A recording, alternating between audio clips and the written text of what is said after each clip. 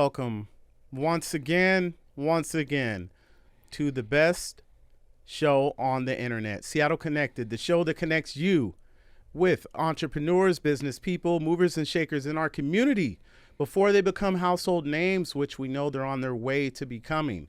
Today's guest is an artist. I mean, he is in the arts. He is an actor, a writer, a director, producer, entrepreneur. He is the man who can bring out talents in you that you didn't know that you had. And he does it while always keeping his cool and staying cool. Please welcome today's guest, Chris Hopper. What's up, Chris? Hey, how you doing? Good. To be here. How was the intro? Intro was perfect. Thank All right. you. Hey, man, I want to make sure my guests are good, man. Yeah. So, Chris, man, we'll just jump right into it. Okay. So, were you born and raised Washingtonian or? Yes, born and raised in Seattle. I Okay. spent some years in the South, down in Atlanta. My parents are originally from Mississippi and Arkansas, so I'm Southern at heart. Yeah. But I am a Yankee, first generation, I like to say. Okay. Yeah. You had that Southern upbringing. Yes, very much so. But I love it here in Seattle. I think we have a very diverse community here, and one of the reasons why I stuck around is because of that very reason and the history of Seattle, which was part of what my last play was about, the old Seattle history from the 1930s and the 40s that was kind of hidden. And so I like to bring those stories to light and, let people know the rich history that African Americans have here in the Pacific Northwest. Yeah. Yeah. It runs deep, man. It's a lot that I didn't know that, how much we've brought to the state of Washington and our contributions, man. It's crazy. Like the farther you go back, you say, yeah, man, there's a great heritage, African Americans making it happen in Washington. So now, where did your journey start? Like, when did you become a fixture in the arts as you are? Like, was this something from your childhood? You were always involved in plays, or when? Yes, dating back to aging myself now, 1979, I did my first play with my family. My family, I'm the youngest of 13 brothers and sisters, and so we sang as a gospel choir at Mount Zion Baptist Church. And my sister saw an ad in a paper. I think it was a Little Nickel One ads, and they wanted a cast. They needed black cast members for the Showboat production. So we went and rehearsed and signed up for it, and we got the parts. They were really desperate because they really needed some black people. Yeah. But that was my first experience in theater, and I fell in love with it. Yeah. Yeah, that's awesome, man. You said 13? Yes, 13 of you guys? brothers and sisters. Yeah. So you always had someone to hang out with or play with or get on each other's nerves? Well, they all got on my nerve, Yeah. and I got on theirs. But Yeah. as being the youngest, I was born like 5.5 years from my next sibling. So, but I grew up in a musical household. There was always things to do, and I used to do mock plays with my nieces and nephews who used to live with us along with their parents, and I just kind of always had this writing and theatrical spirit in me. Yeah. And so now that I'm older, I'm drawing on a lot of those older experiences that I had as a youth growing up in Seattle with a large family. Large family, yeah. Shout out to your family wherever they're at. Are some of them in Washington? Yeah, still? Most of us are still here. I have a brother that's in New York and one that's in Las Vegas. Okay. Yeah, shout out to them if they're watching this. Yeah, shout out Perry, and you know who you are, Charles. That's right, man. So, hey, Chris, now I know you've done a lot of work with Langston Hughes. That's correct. Yeah. Yes. So how did you get in contact with them? Was it you were just walking by one day and said, let me walk in, or did someone refer you? Well, I've gone to plays at Langston Hughes, Yeah. and it's always been a fixture in the community. And it's one of the lasting fixtures that we do have in the Central District that is ran by African Americans. And so I couldn't think of a better place to do my plays that are centered on African American life than at Langston Hughes. It's a very historical building, great group of people to work with, and I learned a lot working there. Yeah. With a lot of the stage, and the people who work as the lighting directors, and I can't call his name right now, but he was a really helpful to us the last time that I did a play there. Yeah, and a shout out to Dominic, Dominic. who recently retired from there, but he was very, very helpful as far as lighting and just getting us oriented with the theater. Yeah, yeah. Langston Hughes, like you said, is a fixture in our community, and I remember going there as a child in the summers, part of the camp at Garfield, and we would go there, and everybody was so open, man. It was like a family. So, like you said, the lighting people and, the acting coaches, they would bring you in and, tell you what to do, but it felt more like a family type of vibe. It wasn't just like someone you gotta be scared of. Yes, ma'am. Yes, sir. They were welcoming for us in the community who want to learn about the arts, and that was really cool. Yeah, and I know that Isaiah Anderson, who has a theater now, he is a big fixture there, and also Sandra Dubois. I would like to give a Dupree, Sandra Dupree. I'd like to give her a shout out because they've been very generous and helpful. Yeah, yeah. So now, Chris, I know that you yourself, you've acted and you've been a writer and director. What would you say is the biggest difference, like as far as being an actor yourself or directing actors? A huge difference. One of the differences, well, it's great to have the experience as an actor, because that way you know what the expectations are.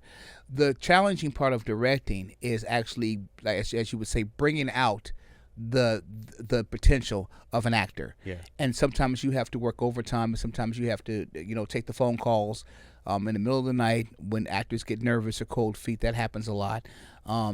And then just really get them into character development and to draw on their own experiences. And a lot of times it's hard to get them to go deep like that, because a lot of people are like, they kind of shy away from it or don't want to seem get out their vulnerable. own comfort zone. Exactly. And I always tell all the actors too that the nervousness part before you go on stage is never going to go away. That's always going to be with you, but that's part of the excitement of live theaters, because you get direct feedback from the audience. Yeah. Yeah, and then you find what you might want to fine tune for the next show and work on. Exactly. And the one thing that I really didn't expect when I directed my first show was some of the, I won't say abuse, but some of the pushback you get as a director from an actor, because you have to also remember as a director that they are your collaborators. Yes. And without the actors, you can't have a show. Yeah. Yeah, it's all one team. So I got a good question for you. You can be honest. Okay. Is it more challenging working with adults or children? I haven't had the experience of working with kids, Okay. children. Actually, let me rephrase that. I have had experience working with people who are under 18, and they tend to have stage parents. Yeah. And that's kind of where sometimes things can get a little tricky, because they always want the best for their child. Yeah. And then they have to also, learn that you have to convince them to trust you, because that's one of the big things that that you have with a stage parent is, they love the fact that their child is in that particular production for the experience. But as a director, it is my job to let them know that they can trust me. Yeah. And that's one of the challenging things I find. But I would say it's really not any different, because you have some younger actors who are easy to work with, and then you have some older actors who are challenging to work with. So it kind of depends on the person. Yeah. Yeah. I would say. Yeah. Now, just staying on topic of working with kids or, our youth. Mm-hmm. I know you've probably heard over the years more and more schools are eliminating programs for the arts and what have you. Like, what is one of the things that, if someone was talking to you and they say, why should we keep this program in our school? Mm-hmm. What is one of the things that you would let, the school board know for, hey, this is important to these kids because, or you should really reconsider this because? Because art imitates life, and art is entertainment, and art is important because it can tell history, and I would think that would be a very, very bad way to go as far as eliminating that, because there's a lot of kids whose talents rely on the arts. I have a young nephew. I just showed you a picture that he drew, and he's only 7 years old. Amazing. And see, I could just imagine what his life would be like if he didn't have that outlet. Yeah. That's one of the way he expresses himself. And there's like kids who express themselves through sports.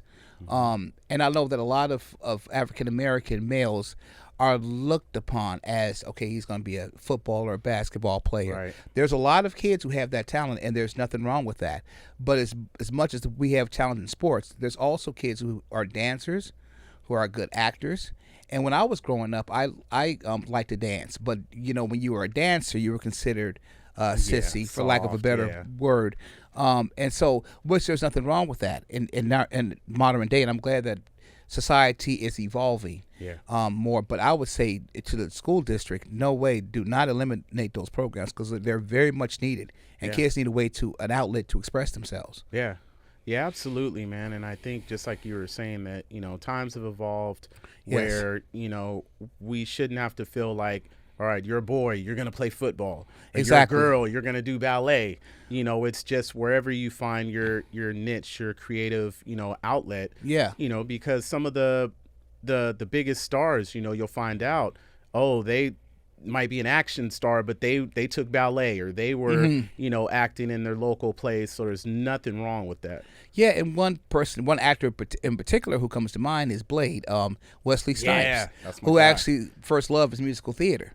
Really? And I knew nothing about that. I didn't know that. Yeah, he's a trained dancer, Really? and all that stuff. So that's kind of interesting to show kids, too, that hey, this, as a dancer, dancing can lead into acting, or vice versa. So there's nothing wrong with expressing yourself, and I think that's a beautiful thing. You can build up that resume. Hey, I'm multi-talented. I Exactly. can, do this kind of play. I can dance, whatever you need me to do. And I'm looking for that in a lot of my plays, because my last two plays are musical theater. Oh. So I need people who, and that's another thing that you mentioned about going out of your comfort zone. Mm-hmm. A couple of my actors had never been in a musical before. And so it was really refreshing to see them go out of their comfort zone and actually deliver. Yeah. In that. Oh, nice. So what were your last two projects, your musicals? The last musical was the Black and Tan, and it was based on an old cabaret nightclub that was part of Seattle history, that was owned by a black entrepreneur named Russell Noodle Smith, who was a gangster and a philanderer, but he actually ran a lot of the black businesses throughout the Central District and also the Jackson Street corridor, which is now known as the International District. Yeah. But all of Jackson Street was pretty much black owned, and that cabaret was one of the most popular cabarets. A lot of notable performers performed there: Aretha Franklin, Count Basie, Duke Ellington. Yeah, I heard a while ago, man, Ray Charles. Yes. Was fixed all the time coming up here. Ray Charles, Quincy Jones. Yeah, they pretty much met each other. Yeah. Here and played in the same band at Garfield High School. Okay. And Ray's a little bit older than Quincy, but they so they used to play the Black and Tan. There was a Black Elks Club. There was a lot of black-owned businesses on Jackson Street, and so this play is about that history. And then, of course, the great Jimi Hendrix, who played at Washington Hall, and also the Black and Tan. Yeah, went to Garfield as well, right? Yeah, see, everybody went to Garfield. Yeah, come on, man, that was the spot. Yeah, at that time, shout out to Garfield, man. Yeah, shout out to Garfield. Yeah, definitely. so how was that? How was doing the musical versus your other plays that you've done? Was that more time consuming, or? Well, yes, because you're working with three different elements. You're working with music, you're working with dance, with movement, choreography, and also you're, of course, doing the acting. So so you have to work with those three elements together, and you start with the music, is my methodology, and then the choreographers, and then you put it all together. And it usually takes about a 4 to 5 year process versus a play that you can write within a year and then just edit and get it pretty much done and greenlit. But musicals are a little more, lot more work. Yeah, a lot more detail work and everything else, right? Yeah, most definitely. Yeah. And the first one I did, Jefferson, that we are rebooting next February for Black History Month. That was one of my first musicals, and it was very challenging because I had never directed a play before, and then it was a musical on top of that. So I had to really learn how to do time management. Okay. And that was one of the things that I had to learn. I said, hey, I got to get a proper rehearsal schedule so that people have time to learn all this, because you can't whip something out like that in a couple of weeks. You got to, it takes months. Yeah. Well, now what was Jefferson about? Basically, it's about Black history, Okay. our history in this country as African Americans, and we're the a founding father is haunted by a slave ghost in the play, and then he's explained to all the things that African Americans went through because of the lack, through slavery and also Jim Crow. Yeah. And the sad thing is that the play is very relevant in our times as we live because we're still going through the same things, Yeah. pretty much. Yeah. Yeah. Just a different way, but Systemic racism and all that. And this time we're going to have a talk back with the community about, some ideas about reparations or, Yeah. atonement. Yeah, that's needed. Keep the conversation going. Exactly. A lot of times you'll hear people say, well, why do we have to bring race into this or that? But it's like sweeping it under the rug hasn't done anything. Right. We shouldn't still have some of the same issues we had, our parents had in the 40s, 50s, and 60s and whatnot. Exactly. There's still so much more work to do in this country. Exactly. So yes, there not is. talking about it isn't going to make things better. So No, just what happened in Tennessee just now, Yeah. with the two guys being expelled, from their seats in Congress. Stuff like Yeah. that is going on in this day and age, in this 2023. And it's Yeah. like, okay, Needs to what's be wrong with this addressed. picture? Yeah. Yeah. Yeah. So now you wrote Jefferson? Yes, I did. Really? Yeah. That was my first play. Yeah. Okay. So you wrote that. Did you direct that as well? I wrote, directed it, yes, and produced it as well. Man, 3 hats. Yeah, I was gonna say, did you also act in it? Did you throw on a 4th? And right. Well, that part I'm not gonna do. Okay. But I had one of my costume designers. She was like, "Why are you wearing all these hats?" And I'm like, "Well, this is a good way to learn as well, Yeah. because I want to know all aspects of theater. So now when I do my next project, I can hire people to do those jobs. And then that's one of the things that I do. Try to make a point is hiring young talent and hiring people behind the scenes, Yeah. who are going into theater, who are into fashion, who are into dancing and choreography, so that they can get their feet wet and get a start. Yeah. Yeah. So I everybody think needs it's to important work. Yeah, absolutely, man. That's amazing. So, Chris, what do you have coming up? Like, you have any special projects you're working for, or anything coming up in the summer? Or Nothing in the summer, but Okay. a lot of work on the reboot of Jefferson, which I'm really looking forward to doing in February of 2024. Yeah.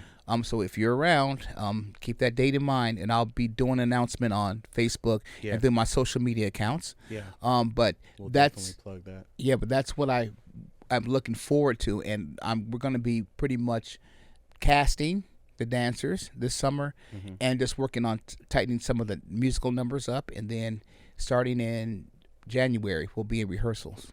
Okay, so you weren't going to tell the people at home about the role that you wrote for me? You were saying that. Oh, I'm sorry. Breaking news. No, I'm not even going to throw that out there. We keep it real on this show. I'm not going to lie and put this man out there like that. No, I'm just kidding. Well, I believed you for a second. I'm Yeah. like, wait a minute, did I promise you something? You're like, well, all right, well, yeah, I'll take the job. No, but now, are people still able to audition, or Well, can they we're reach gonna out to you? we're gonna do a shout out for dancers, and that's gonna happen in June of this year. And so we're looking between June and August to get guests. So we're looking to hire at least 6 to 7 dancers for this particular. All disciplines welcome, and then hire the ones we think will do the best job. And then I have a choreographer. Her name is Najee Cabernero. Shout out to Najee. Yeah, shout out to her. And she's very talented. She did my last play, The Black and Tan. Okay. So she would be the one that would be making the decisions along with me and the other producer on the show. Okay, so you're looking for dancers right now. Right. Okay. We've already cast the lead actors. Okay. All right. Now, what ages are you looking for? Basically 16 and over. Okay. Okay. All right. Yeah, so definitely we'll have to put that out there. We'll put that also on the Seattle Connected Facebook page and YouTube to keep you guys in the loop and everything else Mr. Hopper has going on. Before we go, man, is there any shout outs you'd like to give? Yeah, shout out to Akia, who is my costume designer. She's very professional. She's great. Her last name is Ronay, Akia Ronay. Ronay. Yeah. She and of course Najee Cabernero, who's our choreographer, and then my last 2 collaborators as actors, Elijah Mued and Logic A Man. So shout out to those 2. Okay, yeah, and go ahead and give the people at home your info, your platforms, your handles, and how they can reach out to you or check out more about what you've done. But yeah, let's follow my Facebook page, Chris Hopper on Facebook. I'm also C Hopper GH on Instagram, and just tag me into something, or if you're interested, inbox me, DM. I'm always looking for talent and for some good people out there. One other shout out to Maurice Farmer, and I have to give one to Tom Stewart, who's going to be starring in the next Jefferson reboot. So I want to shout out to them as well. Okay, sounds good, man. So it's only a matter of time before you start doing film, right? Well, I like live theater. Yeah, and I will tell you the truth. I aspire to be a filmmaker. Growing up, but I like the live theater because I like the interaction with the audience. Yeah. And the live shows, and also just put a note on there: the show will be open and free to the public as well. One more time. The show is open and free to the public. Free to the public. Yeah. That's a word everyone can relate to. Puts a smile on their face. Free. Oh, I have no choice but to be there. Do you know roughly how many shows you're gonna have? We're gonna do 3 this time. 3. Nice. Okay, so they get a chance to check out a show, or if they like it, maybe check out it one more time or a third. Correct. Yeah. Bring the whole family. Yeah. Yeah. Nice. It is a family show, so good. I would recommend it. For 12 and up. Mm-hmm. So okay, cool. Well, thanks, Chris, man. I really appreciate you stopping by and sharing all that wonderful information with the people out there, and I thank you for the work you're doing in the community, and just opening so many eyes to a world of arts that they probably had no idea about, and sometimes it gets overlooked in our community. So I thank you for your time, man, and your contributions. I really appreciate it, and I thank you guys for watching once again. Staying connected into Seattle Connected. Take care of yourself and each other. Stay connected. Till next time. Thanks, David.